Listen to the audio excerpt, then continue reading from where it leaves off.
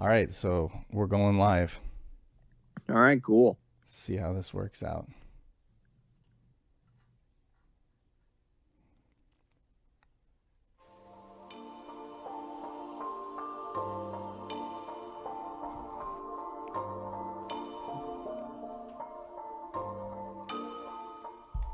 I'm going to try to share it out on my phone.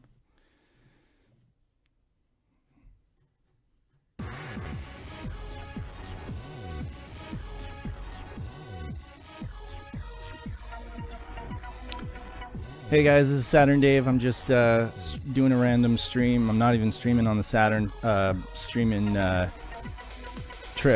Warps Tripped on the 3DO, and I'm just shooting shit with friends, whoever's in the chat with me. So it's just a casual quarantine stream. You're playing bad games today, son. Playing bad. Hey now. You know, actually, I think it's a great game. I actually think it's a good game. You know. You think Mr. Bones is good, so. Say what? You think Mr. Bones is good. This is true. I do think Fucking Mr. Bones I is hate good. Mr. Bones. That's fine. You're entitled to your own opinion. No, Alright, I've so- never really played this game before. What's it about? It is just a puzzle game. It's kind of random. It's when the Panasonic 3DO came out originally, or not just the Panasonic 3DO, but when the 3DO platform came out, it was a really cheap platform to publish games on. So think of it like the iPhone. You got developers just kind of experimenting with it and creating different game genres and stuff like that, because the cost of entry was low and there wasn't much risk, you know? Even though there wasn't a very big install base, it was huge in the news. So I think developers took the risk because they thought that there was going to be a huge install base. I'm going to actually share this to the 3DO collectors group. And let's see, I'm gonna share it to you guys. Can share it too. Yeah, sure. I'll share on Shiro. I'm running right now, so I'm about. Let me go do that real quick. Just don't record your panting. Nobody wants to hear that. No one does. I don't know. Oh god, my lung. Oh, it's collapsing.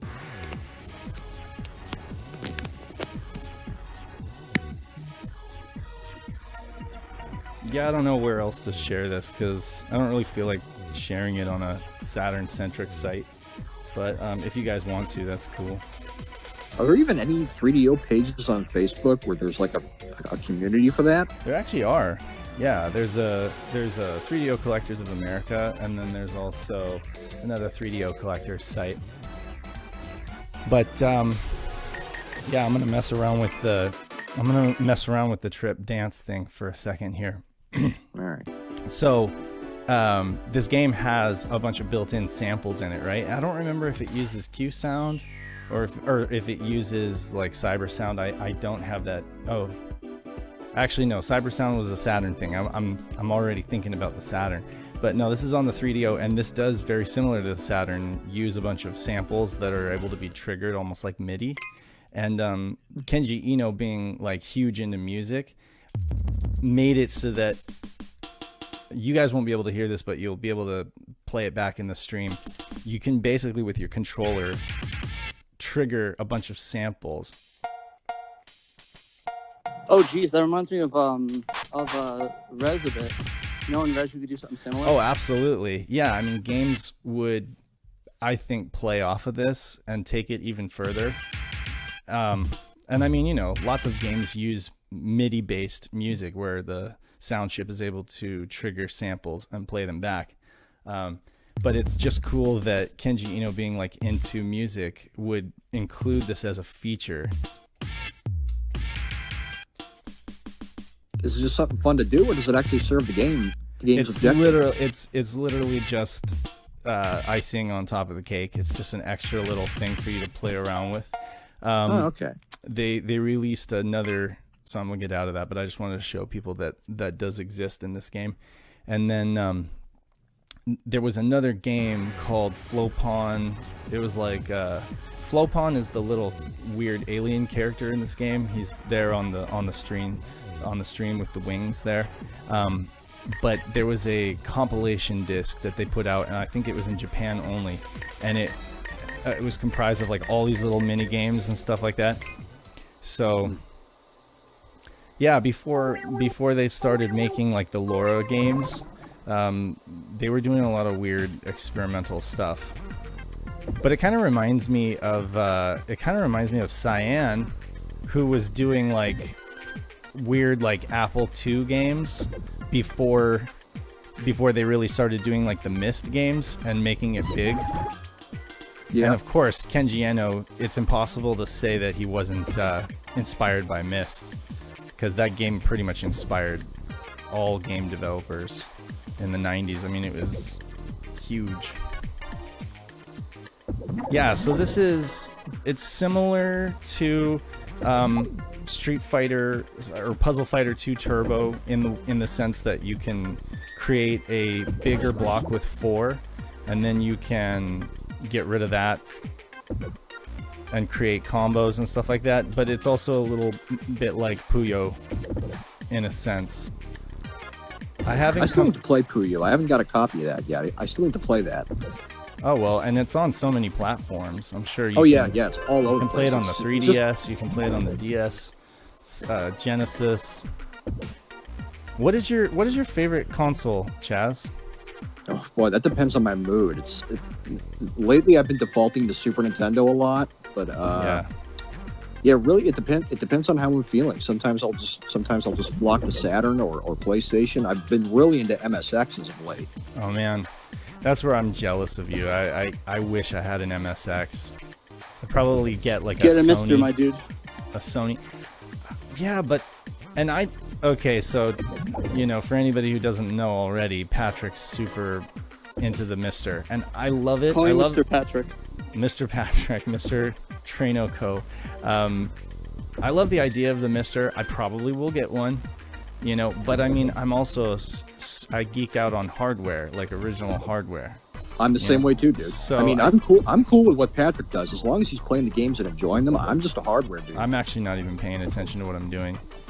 And for anybody who's watching, this is not a serious stream at all. This is literally just, I am stir crazy after being in isolation for so many days, and I just want to chat it up with my friends. I was gonna say, like, I'm a big hardware dude as well. Like, I just made a Windows XP machine recently. Yeah, that's no kidding. That's awesome.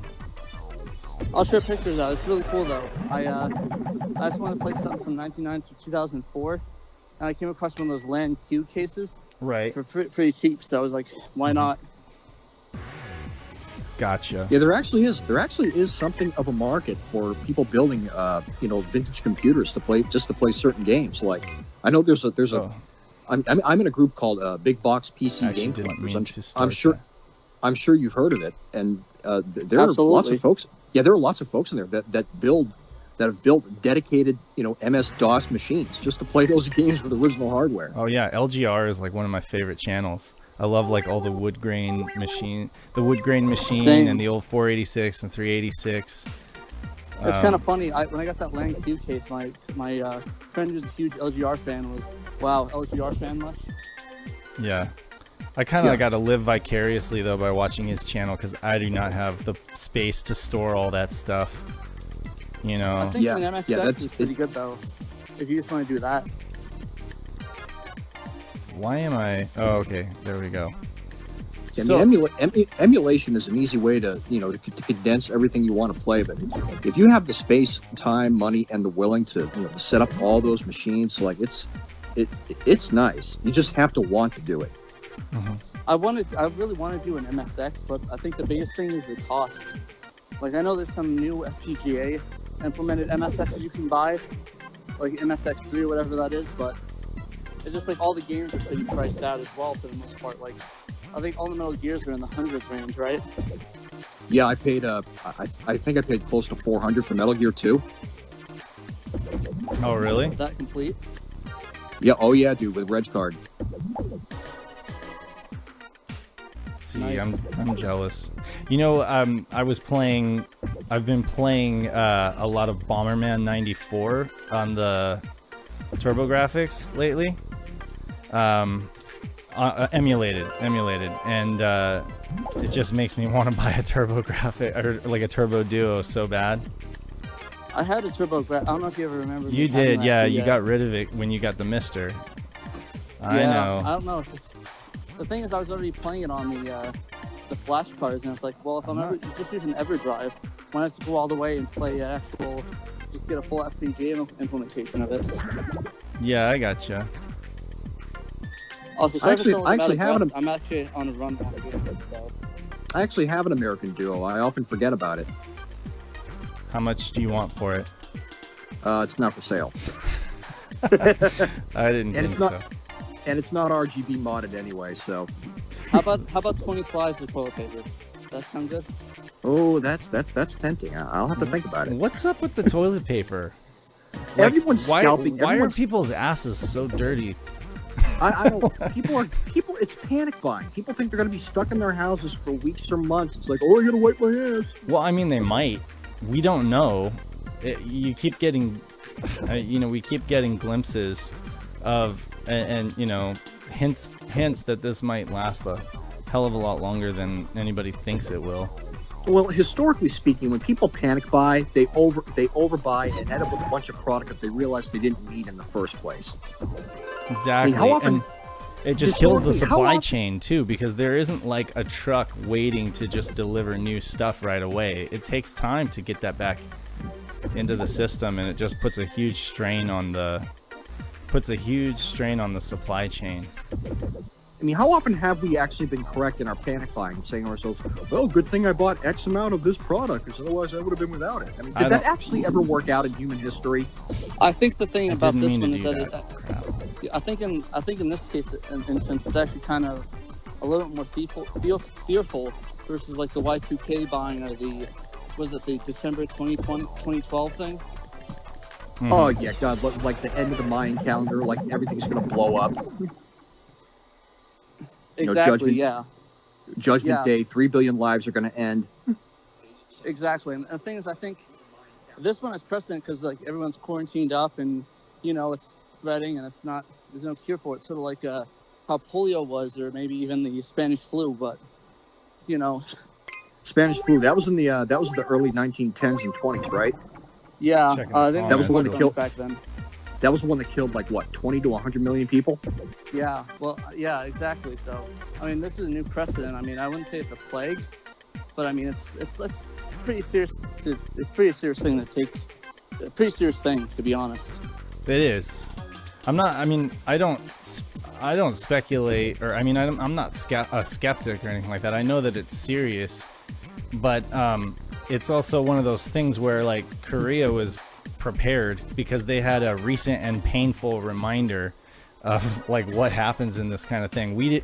Our last reminder was really like, Spanish flu, and back then we didn't have the air travel that we have today, so it's like I feel like the next time this happens, obviously the United States is going to be a lot more prepared, and we're going to take it more seriously from the get-go because, it's going to be fresh in our memory. Yeah, I'm just not going to panic because life's too short. Seriously. Yeah, we should take precautions, but I think panicking is a pretty bad reaction to it so far. Yeah. I mean, to me, the panic is worse than the actual pandemic itself.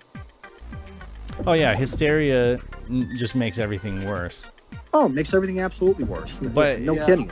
But that isn't to say that the actual virus isn't a bad bug. I mean, like for some people, depending on their blood type or depending on their the whole blood type thing isn't confirmed yet, but like depending on just their genetics, they could have like mild cold symptoms, and then other people it just eats their lungs.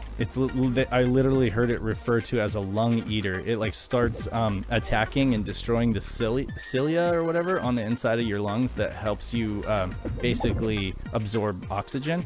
So like some people it just literally destroys their lungs, like worse than if they smoked for like 50 years or something like that. It's crazy. So it really just depends on your genetics, and that's why people are like, I'm not even taking that chance. Exactly. I mean, especially for smokers that haven't smoked for 50 years, that's almost like a death sentence. But I mean, like I work for a school. A lot of what we do is serving the entire county and district, you know, and like everything has been canceled. Literally everything has been canceled. And even if we try to like say, oh well, we're holding out for hope, and you know, maybe we're gonna have like a spring camp or something like that, then we look like dicks, like we're insensitive or something like that, because we're not taking it seriously. So we literally obviously had to just shut everything down here in California. I can imagine. Isn't San Francisco, they're under a shelter in place, right? They are, yeah. They're in a shelter in place. People in San Diego are not taking this seriously. At least in my view, like it doesn't seem like they're taking it very seriously. There's still lots of people out on the roads. Yeah, I've seen a lot of the like a lot of spring breakers. I don't know if you saw on the news, these guys in Florida. It's like, I'm not going to look at coronavirus through my phone. I'm curious, Chaz, are you watching the stream at all? I'm only on the phone with you, so whatever you explain about the game is pretty much what I know about it. I'm just having fun with the conversation here. I gotcha. Okay. I was wondering. I was just wondering what the sound quality is. I'm gonna check real quick. Hold on. I'm gonna pause it and. I mean, you sound terrific, but that's all I can hear. Yeah. Well, we could.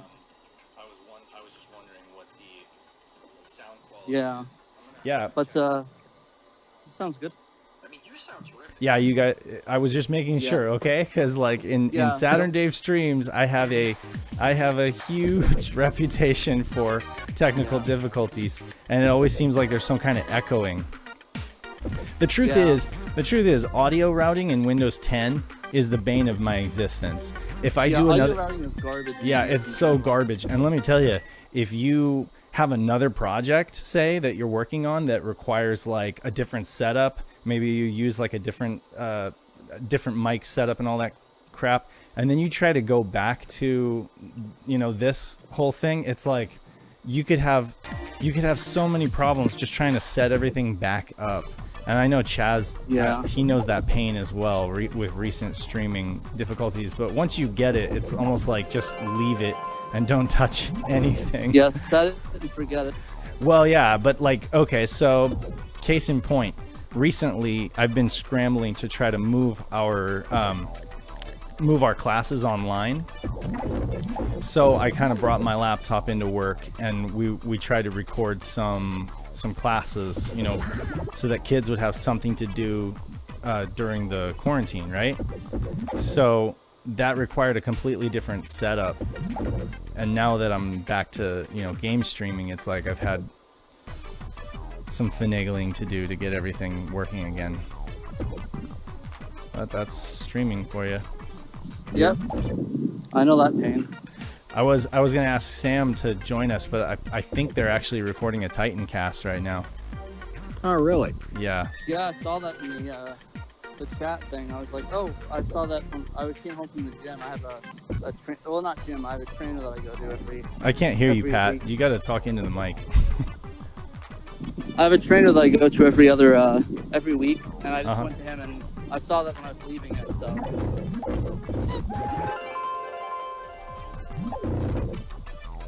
Yeah, it's getting pretty gusty out here. Yeah. Oh, I wanted to say while we're still playing this before I forget, rest well, Kenji.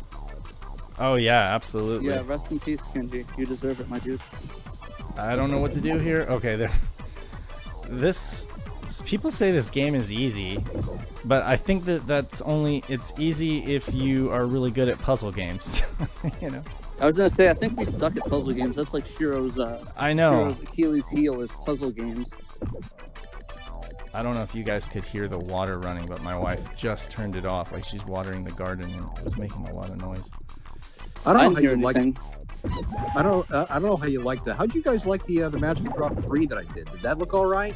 Oh yeah. Yeah, it looked great. I love Magical Drop because I'm a big Neo guy, so that's really cool to see. I mean, I don't know what gurus do with that game. Like, I don't know what kind of combinations, or I mean, I imagine they can just clear the screen in a matter of a few seconds. But I had some good moments, some bad moments.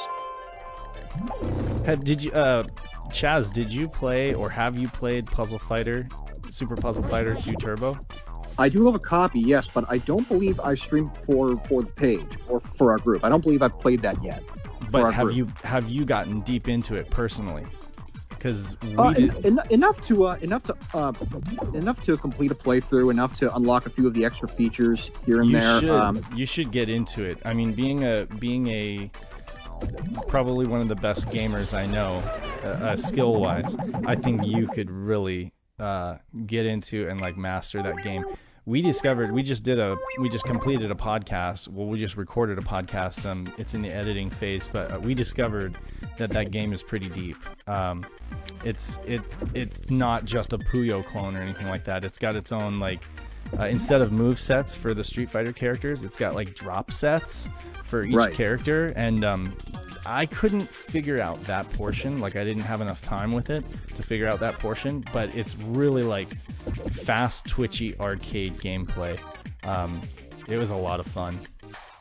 It is a lot of fun, and especially if you can build up big gems to just to execute killer combos. You can just fill the other players' screen with just blocks that they can't do anything with.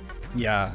Speaking of cast, though, the Cotton cast is pretty much ready to go. I just have to get the review. You guys look to listen over it.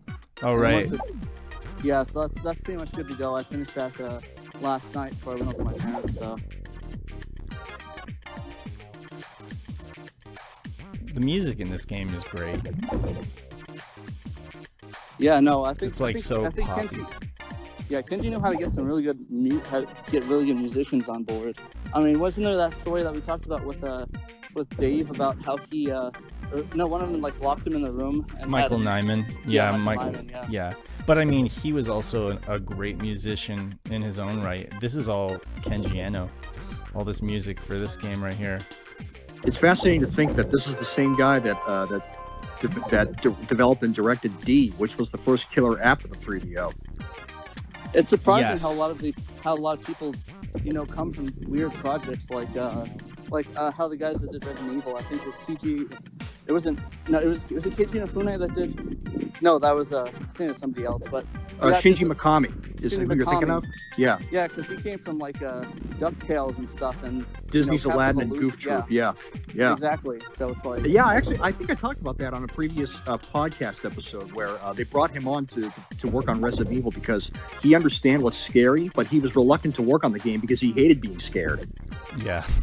Me too. I'm not like into those Fatal Frame games or anything like that.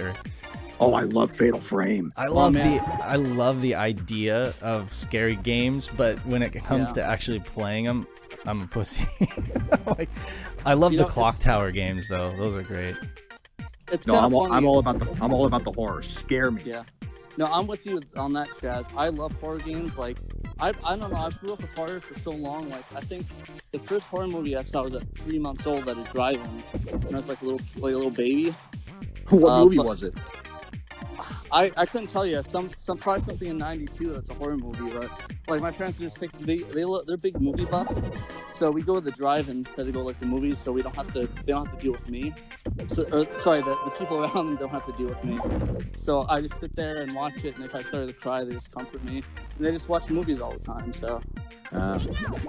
But yeah, no, it's crazy though. I've always been a big horror guy, but it never bothered me. Like I've never been like cringy or had a nightmare of that for horror movies. But I've always loved that in horror games as well. So I'm always on board with the scare me to death, please. Give me more, make me scream, please.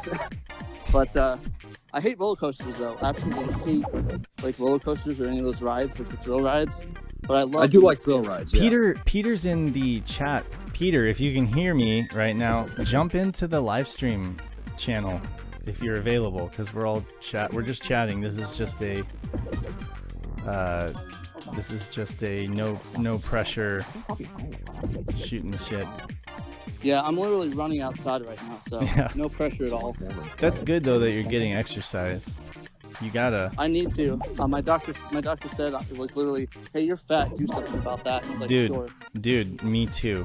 Believe it or not, solidarity, bro. I have high cholesterol, so like I'm and I'm so glad that I was able to see my doctor before this whole thing went down. Yeah, actually, it's funny enough. I got my labs Saturday. But I had my doctor's appointment like a month ago, but I've been so busy. Whoa. I only had a chance to do my labs now, so I scheduled it out. So I did that last Saturday, and luckily it was good because I found some some dish detergent for my the dish soap, so I can wash my dishes. So that was pretty good. But yeah, no, I've just been, walking all the time, running. I've been trying to run and walk just get cardio 6 times a week, and just working out every other Monday, Wednesday, Friday. I got you. But I want to get fit, mostly because of my blood pressure. But my cholesterol has always been good in my family. It's just my blood pressure that I have issues with. Oh, yeah. In my family, it's kind of like the opposite. Genetic disposition. Yeah, it's mostly an anxiety thing, but I won't get into my medical issues on stream. Oh yeah, don't. I was just saying, I totally am with you. No, solidarity, man.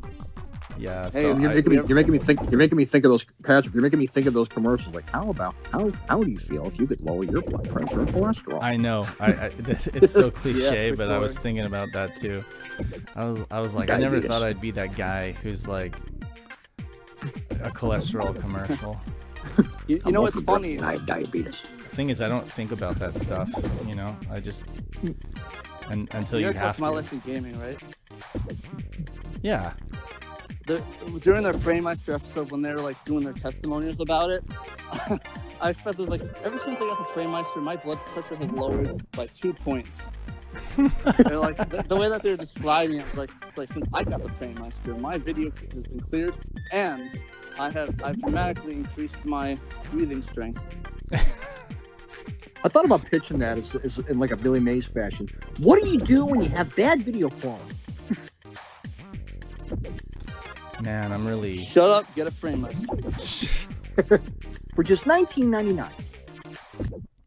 That's $1,999, by the way, not $19.99. Yeah, what are those things selling for now? Since Microsoft can't make them anymore.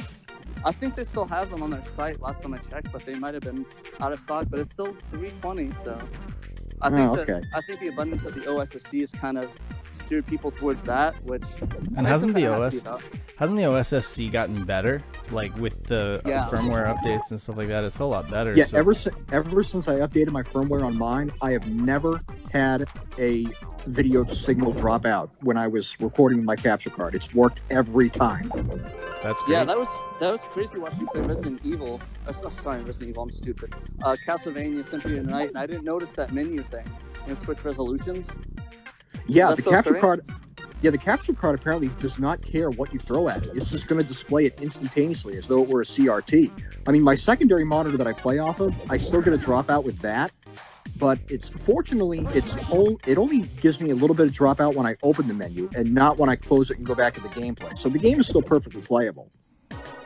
Sweet, yeah. You should send me that capture card you're using. Is it just the Elgato 60? No, I'm using a StarTech USB HD 32 Cap Pro is the name of it.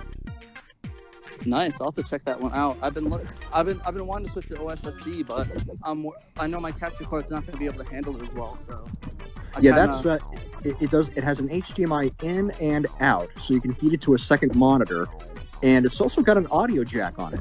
I haven't used that, but that is an extra feature there.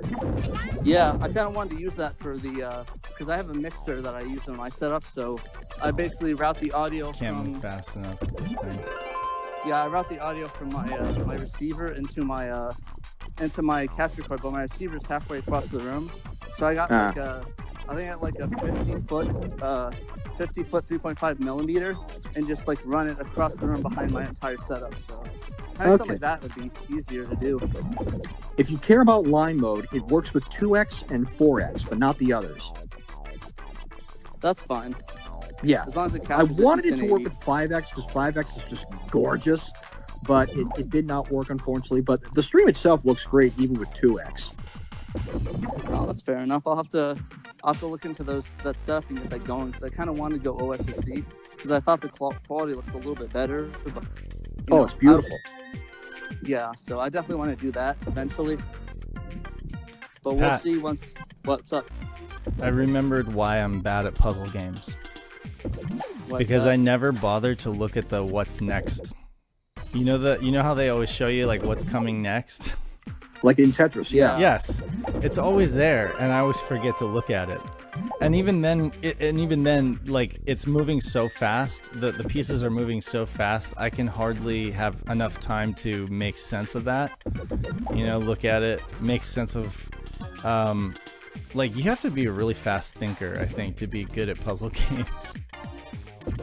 No, for sure. I am not a fast thinker. Like, I suck at RTSs for that same reason. It's like, oh gosh, I had to multitask through these things, and it's like, with the puzzle games, like, oh, I gotta make sure this fits. Oh, I gotta check the next piece. Well, then why did you? Okay, so that makes me curious. Why did you choose? Why did you choose Command and Conquer then for our next podcast episode? Just because I suck at it doesn't mean I like the game. I'm sorry. Right. Just because I suck at it doesn't mean I don't like the game. Gotcha. Okay. I love the Command and Conquer Red Alert series. I'm just really bad at them in multiplayer. So, like, I can do one-on-one on bots and stuff, but when it's multiplayer, high level APM, I sort of drop the ball and get owned. I gotcha.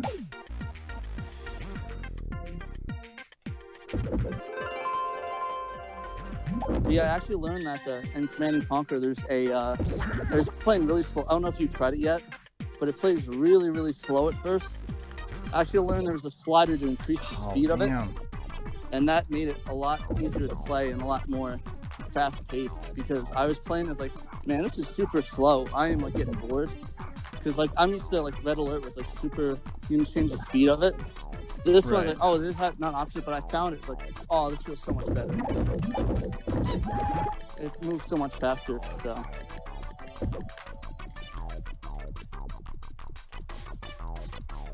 But yeah, I'm super excited to play it. I've been a fan of that for years. I don't know, have you guys played any of the Command and Conquer Red Alert series at all? Well, I played the original on PC, you know, way back when it was the hot ticket, and I briefly played the Saturn version, but I don't remember much of it. Yeah, it's really fun. I'm stuck with the story just because it's such a really weird story where it's actually Cain from the Bible. Cain and Abel is the Cain's being the main villain of it, which I thought was really strange. Some funny trivia I did learn about it. The game's composer, Frank Klepacki. I trust you know his name.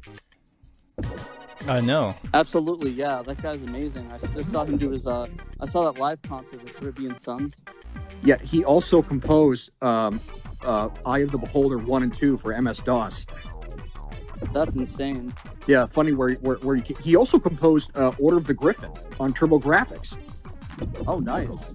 Yeah, he's a great composer. I love his sample usages in Command and Conquer, because it's kind of funny because one of the songs, Mechanical Man, is actually a sample of a Charlie Manson song. Oh, no kidding. Yeah, Command and Conquer is definitely his claim to fame when it comes to composition. Yeah, but yeah, I've been listening to that soundtrack nonstop. That's kind of why I recommended it. I was like, you know what? Why don't we do Command and Conquer? That'd be kind of fun. Did he also compose the? Did he compose the classic Warcraft games? I don't think he did. I could be wrong though. That might have been somebody else, but maybe. I'll have to look that up. I'm just sharing this out to a couple other groups. Fair enough. Yeah, it's but yeah, I guess I kind of like to talk about your guys' experience with 3DO, if that's cool. So like, how'd you get into it, Dave? What was your sort of interest in this weird machine? Honestly, my first encounter with the 3DO was when I went to get my Saturn back in the day. Like, I went to this used game shop, and like, I was visually familiar with the 3DO because it has those like two pillars in the front, you know, like the hardware has like a very unmistakable design, you know, but at the same time, I remember kind of thinking that the games seemed half-baked, or they weren't as, you know, they weren't as either engaging as the PlayStation or as the Saturn at the time.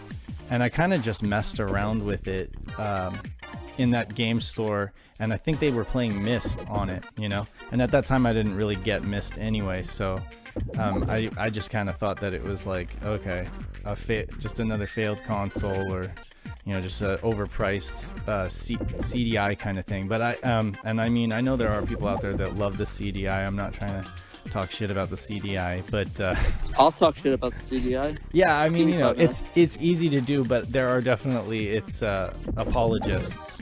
But man, you got to play Flowers with Robert Mapplethorpe. I don't think the 3DO and the Flowers CDI. with Robert Mapplethorpe. It's all about the Zelda the CGI game. Yeah, I don't think the 3DO is as bad as the CDI, to be honest. There are lots of shovelware games, and that's the thing, is you have to kind of wrap your head around the fact that as a platform, everybody, I'm pretty sure most people know that it was supposed to be like the next VCR. It was kind of like, it was supposed to have video CDs were supposed to be a big thing, so it was supposed to have that going for it. You talking about CDI or 3DO? So it was supposed to have VCD playback with the add-on, and then eventually they would produce units that would have VCD playback natively, and that was when they thought VCD was really going to take off. Of course, like, DVD was right around the corner. They should have marketed heavily in the Philippines. Yeah, HD TVs were right around the corner. It was an incredibly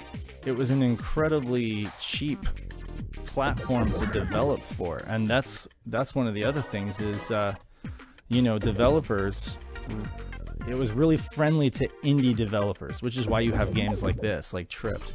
It's why you Kenji Eno really doubled down and supported the console, because he wanted to make games his way, and he wanted to make quirky games, and you just couldn't do that with most like big publishing houses. You couldn't do that on most mainstream consoles. Nintendo had their their quality software control or whatever, and Kenji Eno was like, well, who are you guys to determine what's quality? Hold on a second, my schedule. Yeah, how many LJN games do we get on the NES? Right. Yeah, it's kind of funny. It's kind of funny they always defended that, but I think the way that LGN slid through is that they actually got these licenses and had that money to hide it. So it's like, oh, hey, it's going to be a X-Men game. And the thing is that comparing LGN games to bad Atari games is like night and day. Like it's like bad Atari games are just bad. LGN games, they're bad, but I mean, they have at least some sort of appeal to it in a way. And looking at the AVGN episodes and people that are playing a lot of LGN games, still a big testament to that. And a lot of those were made by Rare. Exactly. So it's not like they're bad. They're completely bad, like unplayable messes. Unlike some of the Atari games that came out that were just awful and abysmally bad. But really, when it comes down to it, it's just a misjudging of the market. Like, for example, this game is actually called Flopon World or something. It's basically called Flopon, which is the character, the little alien character with wings in Japan. And when it came over to America, they called it Tripped because of Trip Hawkins, And notice that it's Trip D. It's like Trip 'D, and then the next game they come out with was D. It's weird, but I mean, like, they tried to market the game around like Trip Hawkins' celebrity, in Japan. It had such a weird marketing campaign. They misjudged the market, and then Sega went on to misjudge the market too, because when Sega was developing the Saturn, they were looking at the 3DO as their competition. They weren't even looking at PlayStation, because that was just like hush. I mean, look at all the Americanizations of all the games. I mean, it's ridiculous how, just recently, like, publishers in Japan and their American counterparts are like, hey, people want to play these RPGs. They want them like the original form. They want to play these weird dating sim games. I mean, there's a market for it. I mean, it seems ridiculous, but I mean, all these strange games, like even Sakura Wars coming out, that's what's getting me pumped up. Is that we're finally getting this game that seemed too girly for guy gamers and this and that. So it's $2.99. Exactly, that too. But like I guess it's just, I'm not saying that it's girly or anything. I'm just saying that they misjudged it. Like, oh, no one's going to play this girly dating sim game, and it's like look at us now. I mean, I think that's a big market. Are guys playing some of these dating sims and these more women oriented games. Dude, somebody which I really was enjoy. that you, Chaz? You just flushed the toilet on a live stream. Yeah, I flushed it and tried to walk away real quick, but That apparently is that didn't awesome. work. we ought to hit that have mute button. we ought to actually have a sound bites, and a recording of a flushing a toilet every time I. Like on those cheesy, radio shows. Yeah, every time I die here, you flush the toilet. Just flush the toilet. Or every time you have a bad opinion, I'm just gonna play that. Or have the what is it? The Price is Right fail sound. Boom, boom, boom, boom. There's actually on a podcast I watched, the Mega 64. They used to have a big sound thing. They timed it so perfectly. Where I know it's supposed to be dumb, but like they just timed it so like inappropriately. It's just so funny. That's right. It's supposed to be dumb. That's what's fun about it. Yeah, but anyways, yeah, like I was saying before, like it's just these games. We're finally getting them. They're realizing that we want to play these weird games, and it makes me wonder if they actually tried that back then, if they would be successful. But I guessing by the low sales of games like Magic Knight Ray Earth and stuff like that, maybe they might not have. But it was dying at the time. So yeah, and good old Bernie didn't want us playing it because they're un-American. Yeah. It wasn't 3D. It doesn't matter. It's got anime in it. I'm actually really surprised we got Castlevania. Like, I was actually kind of shocked that we would never get that in the States. Symphony of the Night on the PS1, because their whole like 3D games only sort of thing. Yeah, that was a weird time with the 2D to 3D transition, where the industry thought that 2D games weren't going to sell anymore. But when Symphony of the Night came out, it's just no, we need to keep 2D games. They are still just as important. Not for the same reasons as 3D, but they're still important.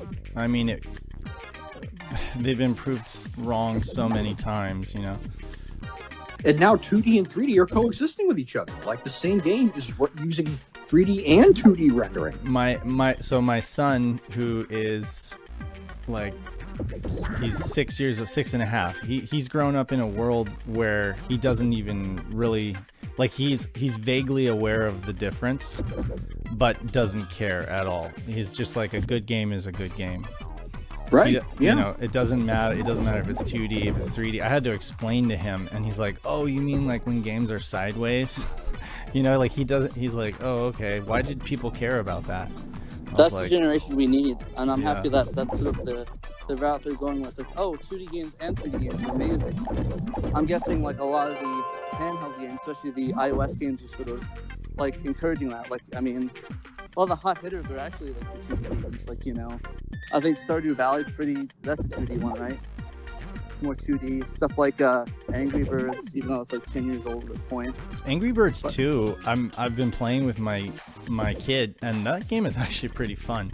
Although, they sure do keep trying to make you buy stuff, but which I don't like about mobile games. But like, I never played Angry Birds 2 or gave the Angry Birds series the time of day until my kid started playing it, and then I'm like, okay. The thing is that a lot of those games are just games that I played like over almost 15 years ago in high school.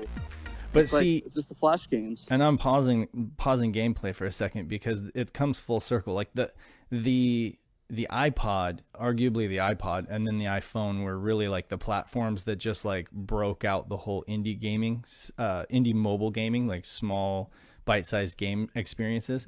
And the 3DO was kind of like the predecessor to that, because you did have a lot of games that were sold at discount prices, and they were like light on gameplay, but they were meant to be just like quick little gameplay experiences, and the buy-in wasn't that high because developers were able to publish for I think it was like the licensing was $3 per title, but then they'd sell it for like between 25 and 30, and they'd make a decent profit off of it.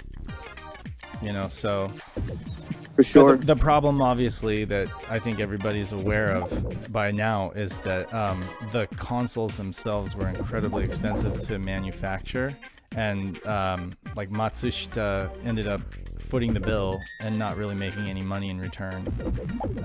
Yeah, when for 3DO, I think they didn't even have any in-house manufacturers, which is why they had to license it to Panasonic, Sanyo, and Gold Star, who later became the LG company. And AT&T. Except AT&T kind of flushed their design early on because they saw the writing on the wall. Didn't Samsung have rights to produce 3DO units but didn't make any? Samsung might have. I mean, all these companies, you know, it's possible. I don't know the answer to that, but somebody in the chat might. I think maybe even Hitachi might have had a license to make the 3DO units. Yeah.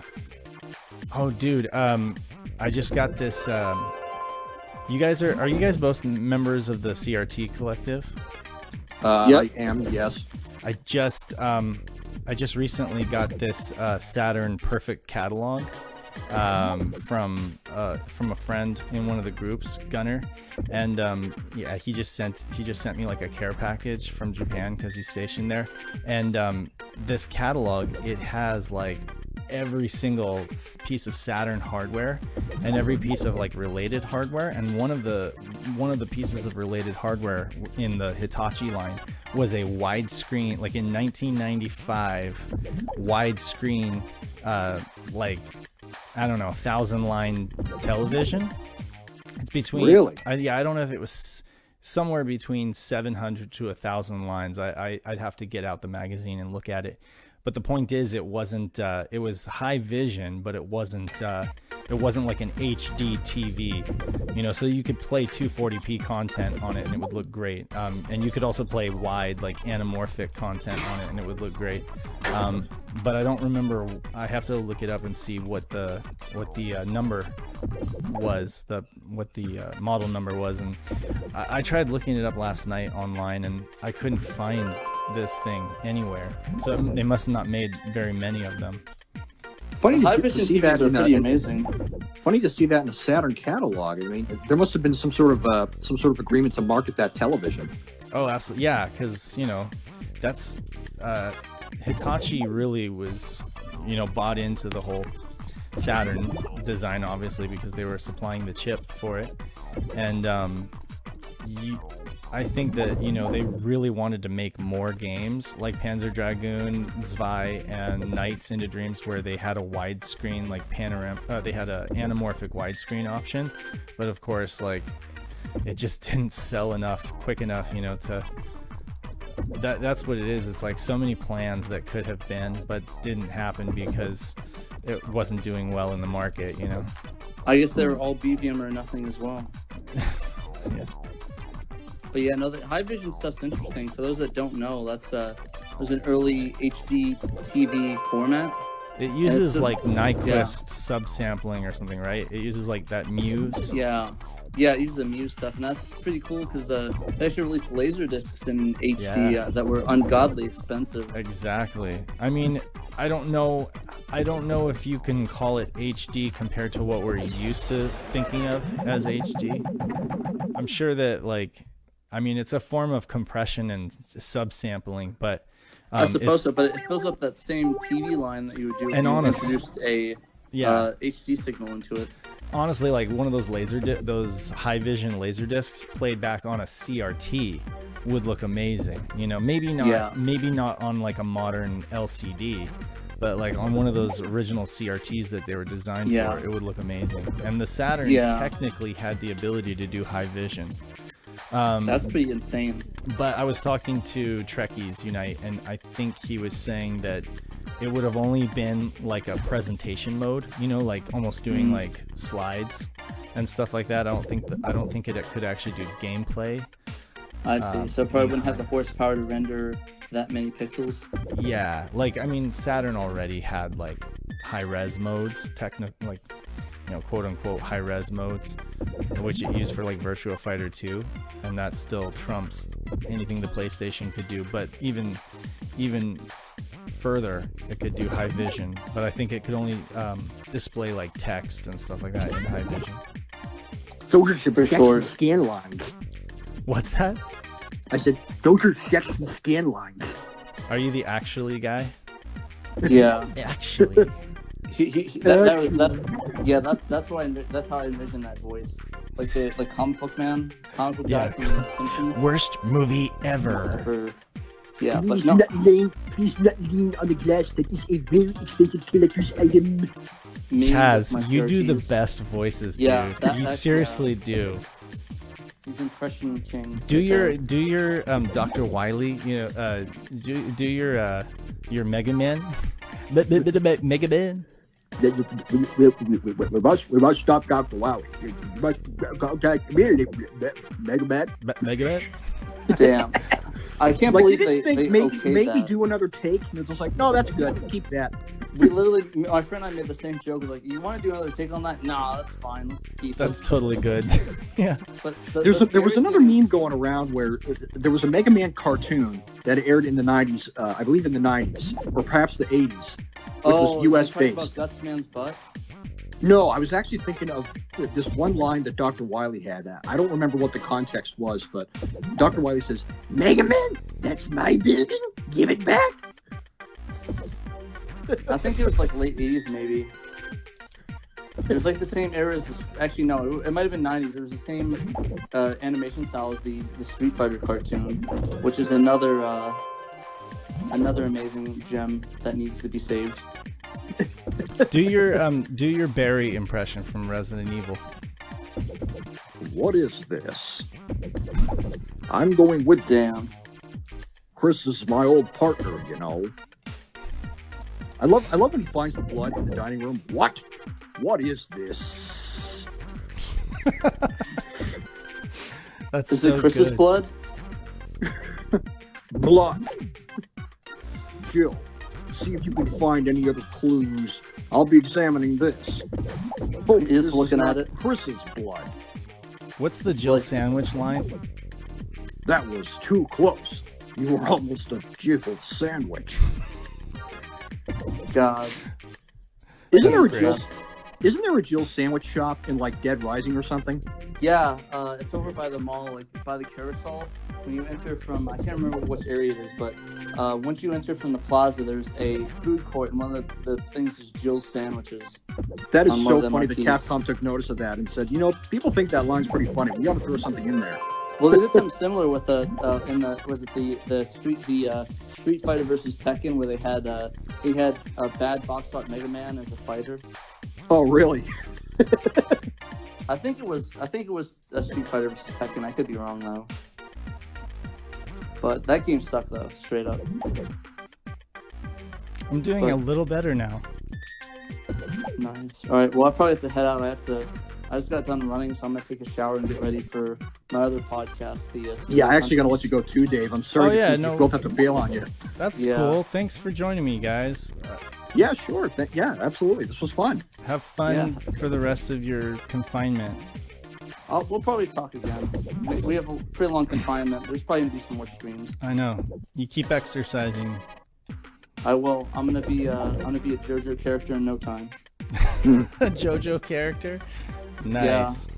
I'll All right. get my poses ready. All right, I'll catch you guys later then. All right, both of you Later, take my care dude. now. Yep. Yep. Later, Chaz. See ya. Okay. All right, bye-bye. Oh, Chaz, you still there? Yeah, Chaz? what? You're streaming still here, tonight, what? right? Chaz is streaming tonight. I do yeah.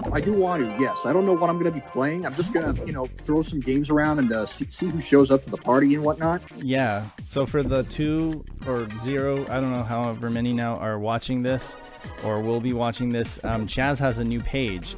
We've long since called him Game Master Chaz, but it's official now. He actually has his own page, Game Master Chaz, on Facebook, and you guys got to check out, like and follow his page. And this guy's got wicked skills when it comes to gaming. So unlike me, he actually makes this shit look fun.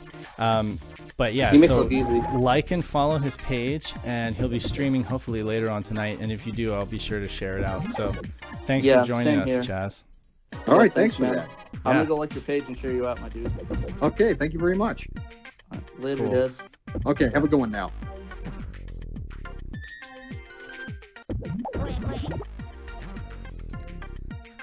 And then there was one.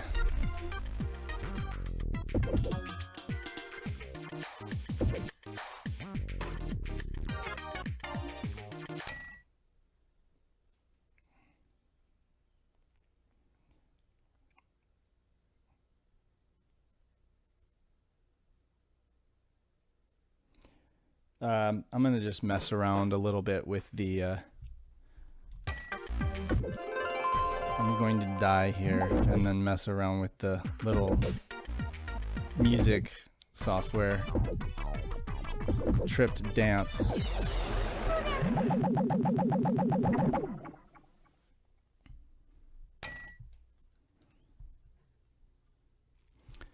Anyway, yeah, no, I've been really getting into the 3DO lately, just as kind of like a late comer to the console.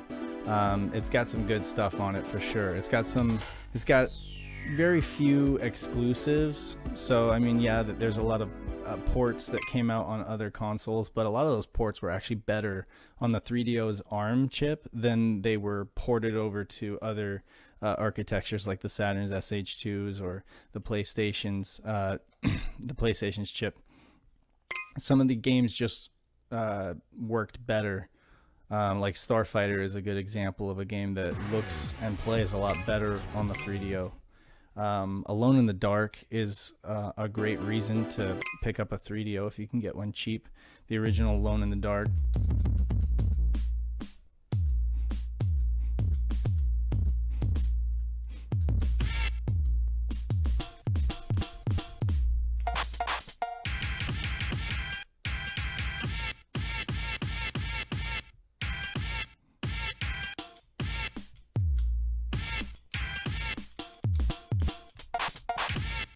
That's kind of neat.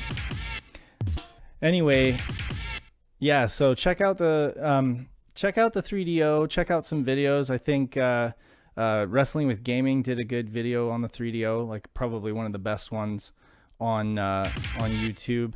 I'm just talking about reasons to own one, the history behind it. I think that I wouldn't call it necessarily a misunderstood console. I mean, it definitely has a lot of crap games, but it also has quite a few good games that I would say make it a worthwhile look. And I mean, if you can get one cheap, it's nice to just have the hardware, you know. But anyway, this has been a random quarantine stream. I might do more of these. I've just been, feeling kind of antsy, being locked up and stuff like that. So nice to talk to friends. And probably the next game I'll do like some kind of Saturn game. I got to figure out what I'm going to do. But in the meantime, thanks for joining me. If you joined me, keep on playing your Sega Saturn, or in this case, your 3DO or your Philips CDI if you happen to have one of those and can stomach those games. And as always, I'll catch you next time.